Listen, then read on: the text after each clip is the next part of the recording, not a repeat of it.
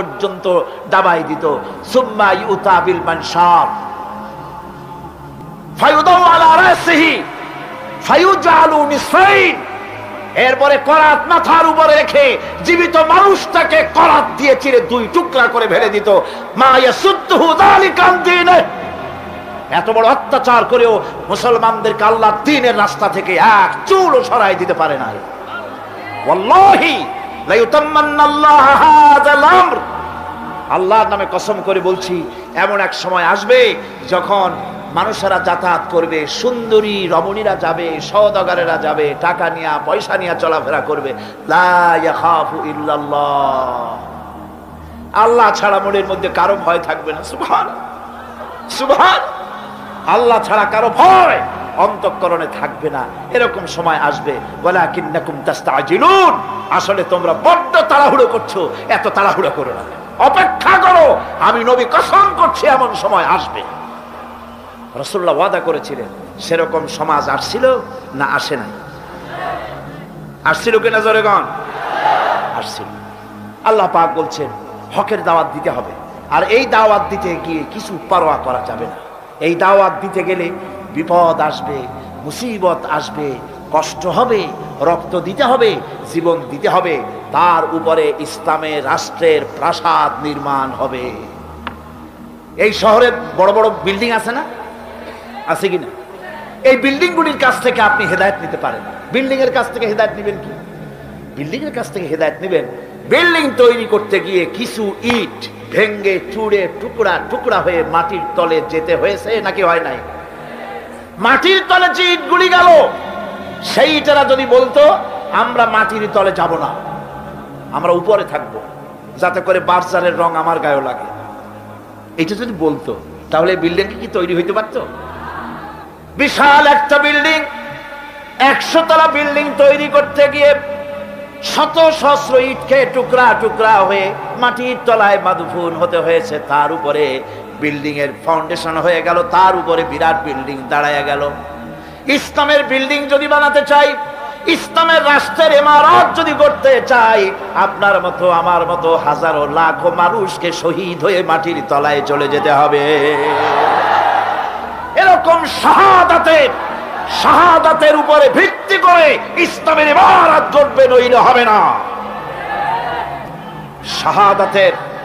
শাহাদাতের তামান্না দিলের মধ্যে থাকতে হবে।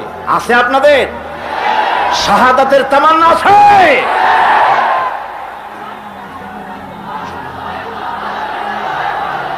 বুখারী শরীফে এসেছে, মক্কা শরীফে আব্দুল উজ্জা 20 বছরের যুবক, 20 বছরের যুবক ইসলাম কবুল করার জন্য পাগল, কিন্তু চাচা ইসলাম কবুল করে না বলে করতে পারছেন। চাচার অধীনে আছে এতিম মানুষ, বাড়ি নাই, ঘর নাই। চাচ্ছিল চাচা যদি ইসলাম কবুল করে আমিও করব। যখন নাকি রাসূলুল্লাহ হিজরত করলেন, আব্দুল উজ্জা বলতেছে, ও চাচা, মুহাম্মদুর রাসূলুল্লাহ সাল্লাল্লাহু আলাইহি ওয়াসাল্লাম আখিরি জামানার পয়গম্বর, এটা আপনি মানেন কিনা? চাচা বলছে, আমার তো তাই মনে হয়। তাহলে ইসলাম কবুল করবেন নাকি? তিনি বললেন, না, ইসলাম আমি কবুল করব না। আব্দুল উজ্জা বলছে, আমি দীর্ঘদিন অপেক্ষা করতেছিলাম আপনি ইসলাম কবুল করবেন বলে। আপনি যখন করবেন না, আপনি সাক্ষী থাকেন, আমি আমার কথা ঘোষণা করে দিলাম, আমি মুসলমান হয়ে গেলাম। লা ইলাহা ইল্লাল্লাহু মুহাম্মাদুর রাসূলুল্লাহ।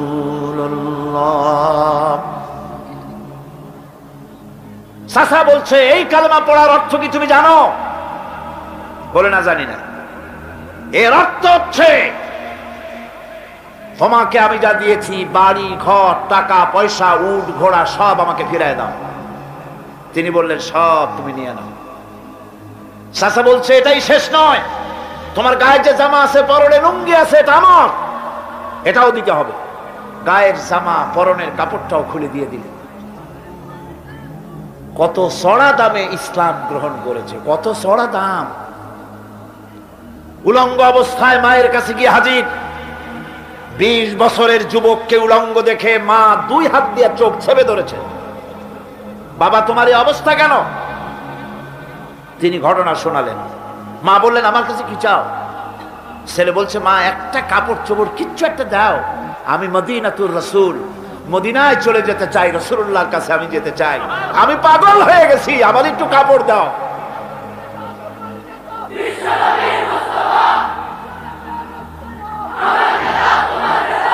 একটুখানি একটা সেরা কম্বল দেওয়া হলো। এই কম্বলটা দিয়ে তিনি পরলেন ঠিকই, কিন্তু হাঁটু ঢাকলো না। এই অবস্থায় বহু কষ্ট করে মদিনা মুনাওয়ারায় পৌঁছে গেলেন। রাসূলুল্লাহর সঙ্গে দেখা হলো। হুজুর দেখলেন উদ্ভ্রান্ত যুবক, মাথার চুলগুলো এলোমেলো, চেহারায় ক্ষুধার্তের ছাপ। জিজ্ঞেস করলেন তুমি কে? তিনি বললেন আমি আব্দুল উজ্জা, আমি মুসলমান হয়েছি। তোমার এই অবস্থা কেন? তিনি ঘটনা শুনালেন যে আমার লুঙ্গিটাও আনতে পারি নাই মায়ের কাছ থেকে, মাও আমার গরিব, তার কাছ থেকে কোন ক্রমে এই সব ছেঁড়া কাপড়টা নিয়ে এসেছে। হুজুর বললেন তোমার নাম আব্দুল উজ্জা নয়, তোমার নাম আব্দুল্লাহ, আব্দুল্লাহ জুলবাজাদাইন। তিনি কাপড়ের ব্যবস্থা করলেন, আসহাবে সুফফার কাছে তার দায়িত্ব দিয়ে দিলেন, আর বললেন একে কোরআন শরীফ শিখাও। আসহাবে সুফফার ভিতরে থেকে তিনি কোরআন শিখতে লাগলেন। কোরআন শরীফ চিল্লায় চিল্লায় তিনি পড়তেন। সাহাবায়ে কিরাম অভিযোগ করলেন, হে আল্লাহর রাসূল, আব্দুল্লাহ চিৎকারে আমাদের ঘুম নষ্ট হয়ে যায়, নামাজেও ডিস্টার্ব হয়, সে যখন এত চিৎকার দিয়ে তেলাওয়াত করে। নবীজি বললেন সাহাবীরা, আব্দুল উজ্জার কোনো ব্যাপারে বিরক্ত হয়েও না, তাকে বেশি করে চিল্লাইতে দাও, জোর করে তেলাওয়াত করতে দাও, কারণ তার ঈমান আনার পেছনে বড় দাম দিতে হয়েছে, বড় কষ্ট করে ঈমান এনেছে, পরনের লুঙ্গিটা পর্যন্ত আনতে পারে নাই, তাকে প্রাণ ভরে তেলাওয়াত করতে দাও। ইত্তাবসারে তাবুকের যুদ্ধের দামামা বেজে উঠলো। আল্লাহর নবী চান্দা চাইলেন, যার কাছে যা আছে হাজির করো। মেয়ে লোকেরা গলার হাত দিল, নাকের ফুল দিল, কানের দুল দিল, টাকা পয়সা দিল, সোনাদানা দিল। স্তূপ হয়ে গিয়েছে হুজুরের সামনে। আল্লাহর নবী প্রশ্ন করলেন, সকলে তো দিলে, কিন্তু আমার আবু বকর কোথায়? হযরত আবু বকর রাদিয়াল্লাহু তাআলা আনহু একটা পিড়ালের আড়াল থেকে বেরোলেন, হাতে ছোট্ট একটা থলি হুজুরের হাতে উঠাই দিলেন। থলির মুখটা খুলে যখন ঢালা হলো, দেখা গেল তা থেকে কিছু কয়েকটা দিরহাম আর কিছু গম তা দিয়া পড়লো। হুজুর হযরত আবু বকরের দিকে তাকালেন, তাকিয়ে দেখেন হযরত আবু বকরের চোখের পানি দাঁড়িয়ে ভিজে ভিজে পড়তেছে। নবীজি বললেন, ও আমার সাহাবীরা, আজকে তোমরা সবাই মিলে যা দান করেছো, এই সকল দানের তুলনায় আবু বকরের দান আল্লাহর দরবারে বেশি মর্যাদা হয়ে গেছে। সকলের মধ্যে প্রশ্ন জাগলো। এই প্রশ্ন নিরসন করার জন্য নবীজি প্রশ্ন করলেন, তুমি কত দিছো, কত রাখছো? প্রত্যেক সাহাবী বললেন, আমি এত দিয়েছি, বাড়ি এত আছে, অর্ধেক দিছি, অর্ধেক আছে, 12 আনা দিছি, 4 আনা আছে। হযরত আবু বকর রাদিয়াল্লাহু তাআলা আনহুকে প্রশ্ন করা হলো, তুমি কি দিয়েছো, বাড়ি কত রেখে এসেছো? হযরত সিদ্দিক আকবর রাদিয়াল্লাহু তাআলা আনহু বলছেন, ইয়া রাসূলুল্লাহ, আল্লাহ পাকের কসম করে বলছি, আমি আবু বকরের ঘরে জাগতিক সম্পদ বলতে যা বুঝায় আল্লাহর নবীর কদম মোবারকে উৎসর্গ করে দিয়েছি। আমার ঘরে আল্লাহ তার রাসূল ছাড়া কোনো জিনিস আর বাকি নাই।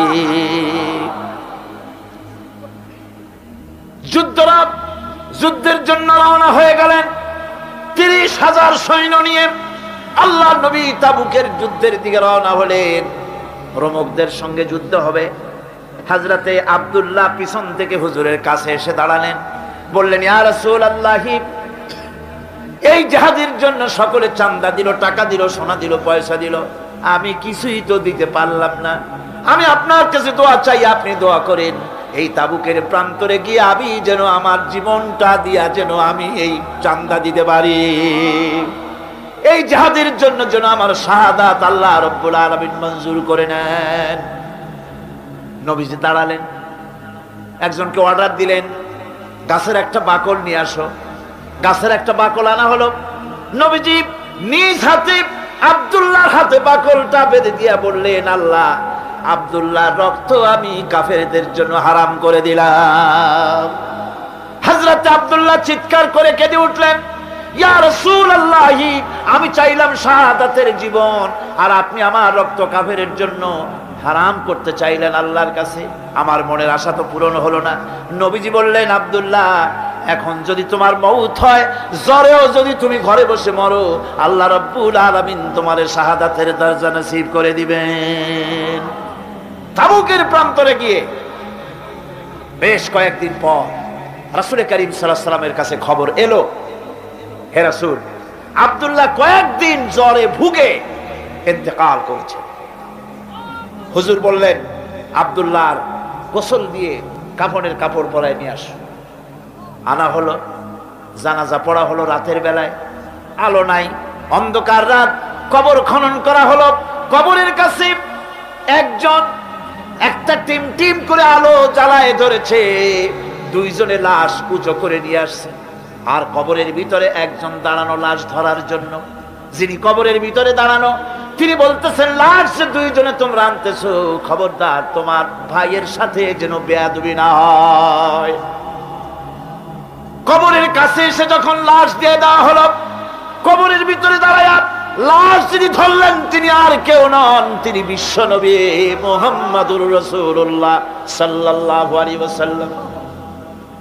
আল্লাহ যে বহন করে এসেছেন, তার একজন হযরত আবু বকর, একজন হযরত ওমর রাদিয়াল্লাহু তাআলা আনহুমা লাশ বহন করে এসেছেন। কবরের পাশে হযরত বেলাল আলো উঁচু করে ধরেছেন। রাসূলুল্লাহ নিজ হাতে কবরের মধ্যে আব্দুল্লাহকে শোয়াই দিলেন। কবর থেকে উঠে এসে কবরের উপরে মাটি দিয়ে নবীজি আল্লাহ রাব্বুল আলামিনের দরবারে কবরের দুদিকে হাত বিস্তার করে নবীজি বললেন, আল্লাহ, আজকের এই সন্ধ্যা পর্যন্ত আমি আব্দুল্লাহর প্রতি রাজি ছিলাম, তুমিও আব্দুল্লাহর প্রতি খুশি হয়ে যাও। আমি রাজি ছিলাম এর উপরে, তুমিও খুশি হয়ে যাও। হযরত ইবনে মাসউদ রাদিয়াল্লাহু তাআলা আনহুমা চিৎকার মেরে কেঁদে বলছিলেন, আয় আল্লাহ, কতই না ভালো হতো আব্দুল্লাহর লাশটা না হইয়া আজকে যদি আমার লাশটা হতো, তাহলে আমার ভাগ্যটা কতটা খুলে যেত। দ্বীনের জন্য, ইসলামকে টিকে রাখার জন্য হকের ময়দানে আসতে হবে, হকের কথা বলতে হবে, ইসলামের পতাকা উঁচু করে ধরতে হবে। ভয় করা যাবে না। ভয় করা যাবে? একটু জোরে সোরে জিকির করেন, সুবহানাল্লাহ, আলহামদুলিল্লাহ, লা ইলাহা, আরো জোরে, সুবহানাল্লাহ।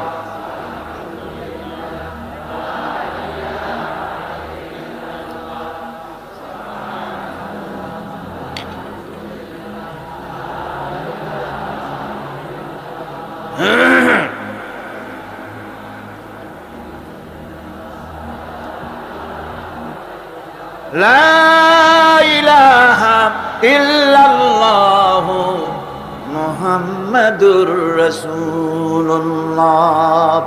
বন্ধুগণ, কোরআন শরীফের এই তাফসীরের মাহফিলে আমরা সব সময় হক কথা বলি, ঠিক কিনা? 20 বছরের ইতিহাস তার সাক্ষী। দেশি বিদেশি আন্তর্জাতিক দুনিয়া মুসলিম নির্যাতনের, মানবতা নির্যাতনের বিরুদ্ধে আমরা কোরআনের মাহফিল থেকে কথা বলে থাকি, ঠিক কিনা? আমি আগেই বলেছি, আক্ষরিক অর্থে এ মাহফিল কোন রাজনৈতিক দলের মাহফিল নয়, এটা কোরআনের মাহফিল। জোরে বলেন, কিসের মাহফিল? আর কোরআনের মাহফিল থেকে যদি হক কথা বলা না হয়, তাহলে হক কথা বলা হবে কোথায়, ঠিক কিনা? আজকে বাংলাদেশের সবচাইতে মারাত্মক ইস্যু পার্বত্য চট্টগ্রাম। এই হকের ব্যাপারে ওয়াতাওয়াসাউ বিল হক, এই হকের ব্যাপারে যদি চুপ থাকি, আল্লাহর কাছে আমাদেরকে আসামি হতে হবে। বহু কষ্টের বিনিময় বাংলাদেশকে স্বাধীন করা হয়েছিল এই জন্যে যে আমরা এ দেশবাসী দল মত জাতি ধর্ম নির্বিশেষে, এলাকা নির্বিশেষে আমরা সকলে অধিকার ভোগ করব, স্বাধীনতার সুফল ভোগ করব। এটাই ছিল মানুষের আশা, ঠিক কিনা? এখানে কোন দ্বিতীয় শ্রেণী নাগরিক হবে না, সকল নাগরিক একই ধরনের সুবিধা ভোগ করবে, এটাই ছিল কথা, ঠিক না? কিন্তু আজ যে চুক্তি করা হয়েছে, এই চুক্তির মাধ্যমে উপজাতীয়দেরকে দ্বিতীয় শ্রেণীর নাগরিক বানানো হয়েছে। এই ধারা অব্যাহত থাকলে, এই চুক্তি যদি কার্যকরী হয়, তাহলে পার্বত্য চট্টগ্রামের উপজাতীয়রা তারা উদ্বাস্তু ভিক্ষুকে পরিণত হয়ে যাবে। তথাকথিত শান্তি কমিটি, তথাকথিত শান্তি বাহিনী, তাদের হাতে আজ জিম্মি পার্বত্য চট্টগ্রামের 5 লক্ষ উপজাতীয়রা। তাদের পক্ষে কোরআনের মাহফিল থেকে কথা বলতেই হবে।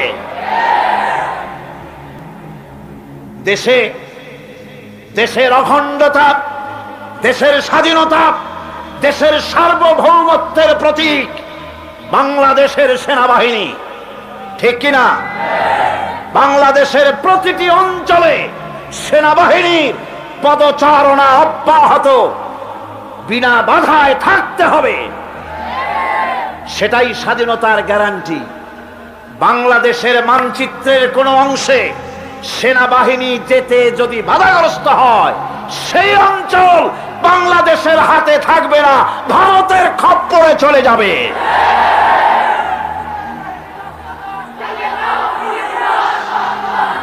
আমি আজ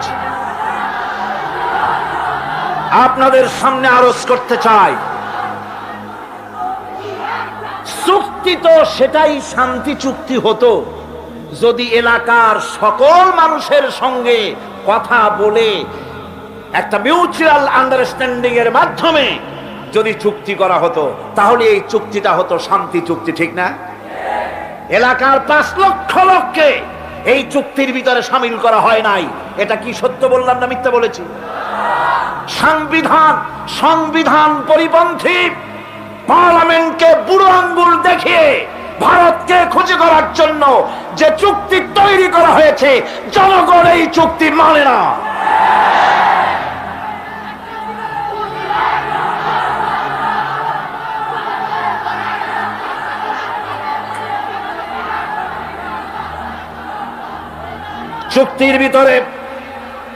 চুক্তির ভিতরে বৈষম্য হয়েছে। চুক্তির বৈষম্যের কারণে পার্বত্য চট্টগ্রামে আজ আগুন জ্বলছে। যদি সাম্য প্রতিষ্ঠিত না হয়, তাহলে আগুনে জ্বলে পুড়বে দেশ। সরকার ওই আগুন থেকে বাঁচতে পারবে না। হাজার হাজার শান্তি বাহিনীর নামে হাজার হাজার দস্যু পার্বত্য চট্টগ্রামের রাঙ্গামাটি আক্রমণ করে মসজিদ ভেঙেছে, মাদ্রাসা ভেঙেছে, এতিমখানাকে তছনছ করে দিয়েছে।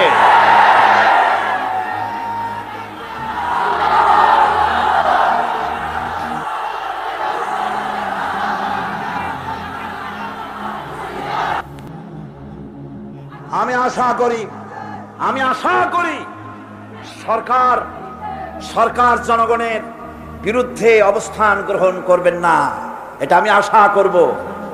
সর্বোচ্চ শাস্তি মৃত্যুদণ্ড, নন বেলেবল কেস, এই সমস্ত ভয় দেখাইয়া লাঠি দিয়া পিটাইয়া দুনিয়ার কোন জনগণ ঠান্ডা করা যায় নাই। কাজী ভুল পথে যাবেন না। কারা আপনার বুদ্ধি দেয়? এরা আপনাকে ভালো বুদ্ধি দেয় না। দেশের বিশাল জনশক্তি এই চুক্তির বিরোধিতা করে চুক্তি বাতিল বলে ঘোষণা করুন। দেশের জন্য কল্যাণ হবে। আমরা কল্যাণ চাই, শান্তি চাই। বন্ধুগণ, কোরআনে কারীম বলছে ওয়াতাওয়াসাউ বিল হক ওয়াতাওয়াসাউ বিস সাবর, হকের দাওয়াত দাও। আর হকের দাওয়াত দিতে গেলে বিপদ আসবে। হকের দাওয়াত দিতে গেলে কি আসবে? বিপদ আসবে। সেই বিপদ আসলে সবর করতে হবে। কি করতে হবে? সবর করতে হবে। এই সবর হচ্ছে মহা ক্ষতি থেকে বাঁচার জন্য 4 নম্বরের বিষয়। এটা হলো কয়টা কথা আমাদেরকে ক্ষতি থেকে রক্ষা করবে? বলেন না কয়টা? 4টা। তার একটা হলো কি? 2 নম্বরে কি? আমলে সালেহ। 3 নম্বরে কি? হকের দাওয়াত। চতুর্থ নম্বরে কি? সবর। একটু জোরে সরে জিকির করেন লা ইলাহা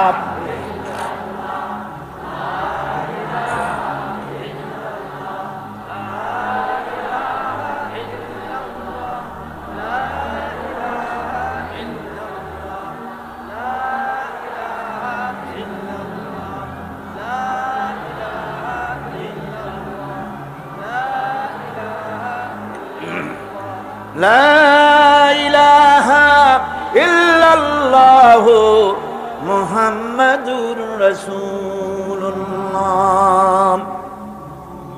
সবর কোরআনে কারীমের মধ্যে সর্বাধিক ব্যবহৃত একটি শব্দ সবর। আরবি ভাষায় বিভিন্ন অর্থে এই সবর শব্দ এসেছে, তবে সাধারণত সবর শব্দের অর্থ হচ্ছে অবিচলতা, দৃঢ়তা, সহিষ্ণুতা, মন মেজাজের সমতা, ধীরতা, কষ্ট সহিষ্ণুতা, বরদাস্ত করা, এগুলি হচ্ছে সবরের অর্থ। আমরা মনে করি সবর হচ্ছে ধৈর্য। হ্যাঁ, ধৈর্যটা ঠিক, কিন্তু সেই ধৈর্যের অর্থ কি? এই ধৈর্যের অর্থ এই নয় যে কেউ আপনার একটা থাপ্পড় মারবে আর আপনি বলবেন ভাই হাতে ব্যথা পাইছেন নাকি, তাহলে আমার আর একখান থাপ্পড় দিয়ে দাঁত যে কয়টা আছে তাও ফালাই দেন। এর নাম সবর না। সবর হলো বিপদে আপনি হতাশ হবেন না, বিপদে ভেঙে পড়বেন না, বিপদে থাকবেন দৃঢ়, অবিচল, মাথা ঠান্ডা, সুস্থ মস্তিষ্কে বিপদকে ওভারকাম করার জন্য কৌশল অবলম্বন করবেন। এটাই হচ্ছে সবর। ধৈর্য ধরতে হবে অবিচলতার সাথে, দৃঢ়তার সাথে, সহিষ্ণুতার সাথে। এই ব্যাখ্যা দিতে গিয়ে আমি একটা স্টোরি এভাবে বলি। এক সাপ নাকি একবার এক পীর সাহেবের কাছে মুরিদ হয়েছিল। তো পীর সাহেব বলছেন, না বাবা আমি সাপের মুরিদ বানাই না। কয় যে না হুজুর, বহুত আশা করে আসছি, গল্প তো বহুত আশা করে আসছি, আমার মুরিদ বানান। আচ্ছা ঠিক আছে, তবে তোমাকে একটা কাজ করতে হবে। কি কাজ? জিকির আজকার এভাবে করবা, কিন্তু কাউরে দংশন করতে পারবে না। হুজুর মেনে নিলাম। সে করছে কি, ময়দানের ভিতরে বিয়ে কাইত হয়ে ধানুয়া জমিন, ধানের জমিন, প্যাডি লাইন, সেখানে কাত হয়ে পড়ে জিকির আজকার করতেছে। রাখাল ধান কাটছে, সন্ধ্যার পর এই ধানগুলি বান্ধে নেবে কি দিয়া দড়ি নেই, খুঁজতে খুঁজতে দেখে লম্বা একটা দড়ি। ওইটা যে সাপ সে তো বুঝে না, সে ওইটারে ধরিয়া এরপরে ধানের আটি বাঁধতেছে। সাপে তো খুব মহারাগ, সাপ তো আর যেই সেই সাপ না, মারাত্মক সাপ। সাপ বলতেছে, আরে বাবা তুই আমারে দড়ি মনে করলি, আমি তোর কেমন দড়ি, মুরিদ না হইলে টার পাওয়া দিতাম। বান্দার কারণে সাপের ঘাড়ে মুচকে গেছে, ঘাড়ে খুব ব্যথা লাগছে। বাড়ি নিয়ে যখন দড়িটারে ফালাই দিছে, মাথা কোন রকম কাজ করিয়া বহু কষ্ট করে পীর সাহেবের বাড়ি গিয়ে হাজির। বলছে, হুজুর কি যে জিকির শিখাইলেন, আমার তো ঘাড় মুচকে গেছে। আশ্চর্য কথা, জিকির আজকারে মানুষের মানে কারো ঘাড় তো মস্কাবার কথা না, তোমার ঘাড় মস্কাইল কেন? পুরা ঘটনা সে শোনাইল। আচ্ছা তা তুমি কিছু করলা না? কয় হুজুর আপনি তো নিষেধ করেছেন দংশন করতে। পীর সাহেব বলছেন, বেটা বেকুব, আমি তোমারে দংশন করতে নিষেধ করেছি, ফস করতে তো নিষেধ করি নাই। যখন তোমারে দড়ি মনে করিয়া হাত গায়ে হাত দিছিল, শুধু ফস করে উঠতে 3 লাখ দিয়া বর্ডার পার হয়ে দিল্লি চলে যেত। তুমি ফস করে উঠলা না কেন? সুতরাং ধৈর্যের অর্থ এটা নয় যে আপনারে পাড়াইতে থাকবে, থাপড়াইতে থাকবে, আর আপনি কবেন যে আল্লাহ আমি ধৈর্য ধরতেছি, ইন্নাল্লাহা মা'আস সাবিরিন। এটার নাম ধৈর্য না। ধৈর্য হচ্ছে ওভারকাম করতে হবে, পরিস্থিতির মোকাবেলা করতে হবে অত্যন্ত সহিষ্ণুতার সাথে, বুদ্ধিমত্তার সাথে, দৃঢ়তার সাথে, অবিচলতার সাথে। এটার নাম হচ্ছে সবর। সমস্ত নবীদের উপরে বিপদ এসেছে, সব নবীদের উপরে বিপদ এসেছে, কিন্তু কোন নবী, কোন পয়গম্বর এই বিপদে অধৈর্য হন নাই। ঠিক কিনা? হযরত আইয়ুব আলাইহিস সালামের উপরে বিপদ আসলো, 1 বছর 2 বছর নয়, 18টি বছর পর্যন্ত রোগাক্রান্ত হয়ে পড়লেন। শরীরে ব্যাধি হলো, গোশতগুলির মধ্যে কীড়া হয়ে গেল, পোকা হয়ে গেল। তিনি ধৈর্য ধারণ করলেন। বিবি বাল বাচ্চা দূরে চলে গেল, জঙ্গলের ভিতরে যখন তার জিহ্বার ভিতরে পোকা হওয়া শুরু করে দিল, হযরতে আইয়ুব আলাইহিস সালাম তখন আল্লাহ রাব্বুল আলামিনের দরবারে দোয়া করলেন, রব্বুল আলামিন এখন তো আমার জিহ্বায় পোকা ধরা শুরু হয়ে গেছে, আমার জিহ্বায় যদি পোকা হয় তোমার মতো আল্লাহর নামের জিকির কি দিয়া করব? আল্লাহ রাব্বুল আলামিন হযরত আইয়ুব আলাইহিস সালামকে ক্ষমা করে দিলেন, মাফ করে দিলেন, রোগ শেফা করে দিলেন। অধৈর্য তিনি হন নাই, ধৈর্য ধারণ করেছিলেন। হযরতে ইউসুফ আলাইহিস সালাম, হযরতে ইয়াকুব আলাইহিস সালামের চোখের থেকে তাকে সরায় দেওয়া হলো, এত বড় বিরাট বিপদ, সেই বিপদেও তিনি ধৈর্য ধারণ করেছেন। ধৈর্য ধারণ করার কারণে আল্লাহ রাব্বুল আলামিন এমন নিয়ামত তারে দান করলেন। আল্লাহ পাক হযরত ইউসুফ আলাইহিস সালামকে বাঁচায় রাখলেন, শুধু বাঁচান নাই, প্রেসিডেন্ট বানায় দিলেন। আর তার জামা নিয়ে যখন আসতেছিলেন, কোথায় মিশর, কোথায় কেনান, হযরতে ইয়াকুব আলাইহিস সালাম বলেছেন, আমি যেন আমার নাকের ভিতরে ইউসুফের ঘ্রাণ পেতেছি। হযরতে ইউসুফ আলাইহিস সালাম তিনিও কি বিরাট ধৈর্যের পরিচয় দিলেন, কোরআন সাক্ষী। সামনে তার সেই 11 ভাই যারা তাকে ফেলে দিয়েছিল গর্তের ভিতরে। হযরতে ইউসুফ আলাইহিস সালাম ইচ্ছে করলে তো 11 জনকে মারিয়ে ফেলাই দিতে পারতেন, ঠিক কিনা? কিন্তু তা তিনি করেন নাই। 11 ভাইকে তিনি চিনেছেন, সাহায্য করেছেন। আর ওই 11 ভাই সম্পর্কে হযরত ইউসুফ আলাইহিস সালাম বললেন, লা তাসরিবা আলাইকুমুল ইয়াউম, তোমাদের বিরুদ্ধে আমার আজকে কোনো বিদ্বেষ নাই, আমি তোমাদেরকে মাফ করে দিলাম। সুবহানাল্লাহ, সুবহানাল্লাহ। রাসূল করিম সাল্লাল্লাহু আলাইহি ওয়াসাল্লাম এই ধৈর্যের পরিচয় দিয়েছেন।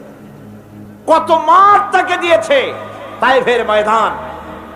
যারা তায়েফে গেছেন তারা দেখেছেন, সরু রাস্তা, দুই দিকে পাহাড়, এই দুই দিক থেকে যুবকেরা পাথর নিক্ষেপ করছে, আর তিনি পড়ে যাচ্ছেন। আবার কাফেরেরা জবরদস্তি করে হাঁটাচ্ছে, আবার পাথর মারতেছে, আবার বেহুশ হচ্ছেন। 3 বার বেহুশ হয়ে পড়েছিল। ফেরেশতা বলেছে, হে আল্লাহর নবী, আমাদেরকে অনুমতি দেন, আমাদেরকে হুকুম করে দেন, আমরা এই পাহাড় গুলি দিয়া চাপা দিয়া কাফের গুলিকে শেষ করে দেই। নবীজি তখন বলেছিলেন, নবীজি বলেছেন, আমি যদি তোমাদেরকে হুকুম করি আর আমার হুকুম মতো যদি সমস্ত কাফেরদেরকে পাহাড় চাপা দিয়া সব যদি মেরে ফেলে দাও, তাহলে একটা কাফের যদি না বাঁচে, কার কানে পৌঁছাবো? লা ইলাহা ইল্লাল্লাহু মুহাম্মাদুর রাসূলুল্লাহ। নবীজি গায়ের রক্ত মুছে 2খানা হাত আল্লাহর দরবারে তুললেন আর দোয়া করলেন, আয় আল্লাহ রব্বুল আলামিন, এই কাফির বেঈমানেরা আমারে চেনে নাই, বোঝে নাই, আমি যে তোমার নবী, ওরা তা বুঝতে পারে নাই, না জেনে না বুঝে আমার উপরে যে অত্যাচার করলো, আয় আল্লাহ তুমি যেন রাগ করে এই কাফেরদের পরে তুমি যেন গজব নাজিল করো না। ধৈর্যের চূড়ান্ত নমুনা দেখিয়েছেন বিশ্বনবী মুহাম্মদ রাসূলুল্লাহ সাল্লাল্লাহু আলাইহি ওয়াসাল্লাম। উহুদের বুখারী শরীফের কিতাবুল মাগাজির মধ্যে আছে, উহুদে চতুর্দিক থেকে রাসূল করিম সাল্লাল্লাহু আলাইহি ওয়াসাল্লামকে ঘেরাও করা হয়েছে। হুজুরকে পাহারা দিতে দাঁড়িয়েছেন সাহাবায়ে কেরাম, বুক দিয়ে রাসূলের দিকে ফেরা, পিঠ পিছনে ফেরানো আছে। কাফেরেরা তীর নিক্ষেপ করছে, এই তীরগুলি এসে হুজুরের সাহাবীদের পিঠের মধ্যে ঢুকছে। হাদিস শরীফের ভিতরে এসেছে, রাসূলকে হেফাজত করার জন্য যত তীর মারা হলো, সাহাবীরা তীরগুলি পিঠে ধারণ করলেন। একা হযরত তালহার পিঠে 80টা তীর প্রবেশ করেছিল। রাসূলুল্লাহর দান্দার মোবারক শহীদ হয়ে গেল, হুজুর পড়ে গেলেন। হযরত ফাতিমা রাদিয়াল্লাহু তাআলা আনহা ছুটে এসে হুজুরের রক্ত বন্ধ করার জন্য চেষ্টা চালাতে লাগলেন, রক্ত বন্ধ হয় না। হযরত আবু উবাইদা রাদিয়াল্লাহু তাআলা আনহু হুজুরের মস্তকের ভিতর থেকে লোহার কড়া দাঁত দিয়া কামড়াইয়া বহু কষ্ট করে উঠালেন। কপাল দিয়া রক্ত পড়ে, মুখ দিয়া রক্ত পড়ে, 2 হাত দিয়া রাসূল চেহারা বুঝে এনে হাতে দেখেন রক্ত। আল্লাহর নবী বলেন, এই জাতির কল্যাণ কি করে হবে যেই জাতি তার নবীর চেহারা রক্ত দিয়া লাল বানাইয়া দিল। মদিনায় সারা পড়ে গেল, নবী নাই, নবী শহীদ হয়ে গিয়েছেন। চতুর্দিক থেকে লোকেরা দৌড় আরম্ভ করলো, একজন মেয়ে লোক দৌড়ায়। সাহাবীরা জিজ্ঞাসা করেন কোথায় যাও? মেয়ে লোকটি বলতেছেন উহুদের দিকে যাই। বলে যাই কোনো লাভ নাই, উহুদে যে যেতেছো যে কোনো লাভ নাই, যেহেতু তোমার যে দুটি ছেলে ছিল ছেলে দুটি শহীদ হয়ে গিয়েছে। মেয়ে লোকটি বলছে কে শহীদ হয়েছে শুনতে চাই না, আল্লাহর নবী কেমন আছেন সেটা জানাও। মেয়ে লোকটি বহু কষ্ট করে উহুদের ময়দানে আল্লাহর নবীর খেদমতে হাজির হয়ে নবীজিকে জীবিত অবস্থায় দেখে তিনি বলছিলেন, হে রাসূল, আমার দুইটা কলিজার টুকরা সন্তান দুনিয়া থেকে বিদায় হয়ে গেছে, আমার মনে কোনো কষ্ট লাগে নাই, হুজুর আপনি বেঁচে আছেন, এটাই উম্মতের বড় সান্ত্বনা। ভাইরা আমার, এই হাজারো বিপদ হাজারো মুসিবতের ভিতরে ধৈর্য ধারণ করেছেন আল্লাহর নবীরা, ধৈর্য ধারণ করেছেন। ধৈর্য হচ্ছে সবচাইতে বড় কোয়ালিটি। ওয়াতাওয়াসাউ বিল হাক্কি ওয়াতাওয়াসাউ বিস-সাবর। সবর ইখতিয়ার করলে পরে দুনিয়া আল্লাহ শান্তি দিবেন, আখিরাতেও শান্তি দিবেন। আজ আমার দেশে যত সবচাইতে বেশি যে জিনিসের অভাব তার নাম হলো সবর। কিসের অভাব? সবরের অভাব। গাড়িতে উঠতে দেখেন বেসবরি কারে বলে, দোকানে যান বেসবরির আলামত দেখতে পাবে, যেখানে যান মানুষ দারুণ বেসবর হয়ে যায়। অথচ সবর ইখতিয়ার করা হলো মুমিনের সবচাইতে একটা বড় কোয়ালিটি, ধৈর্য ধারণ করা। এই ধৈর্যের কোয়ালিটি আজ মুসলমান হারিয়ে ফেলেছে। আমরা যদি ধৈর্য অবলম্বন করতে পারি, বিপদ ও মুসিবতে আমরা যদি আমাদের কদমকে মজবুত করে রাখতে পারি, তাহলে আমাদের সমাজে ইসলামের বিপ্লব হবে। এই বিপ্লব কেউ ঠেকাতে পারবে না ইনশাআল্লাহ। বিপদে দৃঢ় হতে হবে, মজবুত হতে হবে, সবর ইখতিয়ার করতে হবে, তাহলেই আমাদের কাঙ্ক্ষিত আল্লাহর দ্বীন জমিনে প্রতিষ্ঠিত হবে। মহব্বতের সাথে একটু জিকির করেন সুবহানাল্লাহ, আলহামদুলিল্লাহ, লা ইলাহা ইল্লাল্লাহ, সুবহানাল্লাহ, আলহামদুলিল্লাহ, লা ইলাহা ইল্লাল্লাহ, সুবহানাল্লাহ, আলহামদুলিল্লাহ, লা ইলাহা ইল্লাল্লাহ, মুহাম্মাদুর রাসূলুল্লাহ। আল্লাহর জান্নাতে যাওয়ার জন্য এই সবর আমাদেরকে ইখতিয়ার করতে হবে। আমরা কি আল্লাহর জান্নাতে যেতে চাই? আমরা কি জান্নাতে যেতে চাই? অবশ্যই আল্লাহর জান্নাতে আমরা যেতে চাই। এই জান্নাতে যাওয়ার জন্য আল্লাহ রাব্বুল আলামিন কোরআনে কারীমের মধ্যে বলেছেন, আম হাসিবতুম আন তাদখুলুল জান্নাতা ওয়া লাম্মা ইয়ালামিল্লাহুল্লাযীনা জাহাদু মিনকুম ওয়া ইয়ালামাস সাবিরিন। তোমরা কি মনে করেছো যে বেহেশতে চলে যাবে, অথচ এখনো দেখা হয় নাই যে তোমাদের মধ্যে কে সবর অবলম্বনকারী, জিহাদের ময়দানে কে জিহাদ করতে এবং সবর ইখতিয়ার করতে কে তোমাদের মধ্যে পারদর্শী, অথবা এই পরীক্ষায় কে কামিয়াব হবে, এটা এখনই দেখা হয় নাই। আর এমনি তোমরা জান্নাতে চলে যাবে? জান্নাতে যাওয়া তো সহজ নয়। আল্লাহ পাক পরীক্ষা নেবেন, সেই পরীক্ষায় কামিয়াব হতে হবে। আর আল্লাহ পাক বলেছেন অবশ্যই সবরের পরীক্ষা নেব। وَلَنَبْلُوَنَّكُمْ حَتَّى نَعْلَمَ الْمُجَاهِدِينَ مِنْكُمْ وَالصَّابِرِينَ وَنَبْلُوَ أَخْبَارَكُمْ।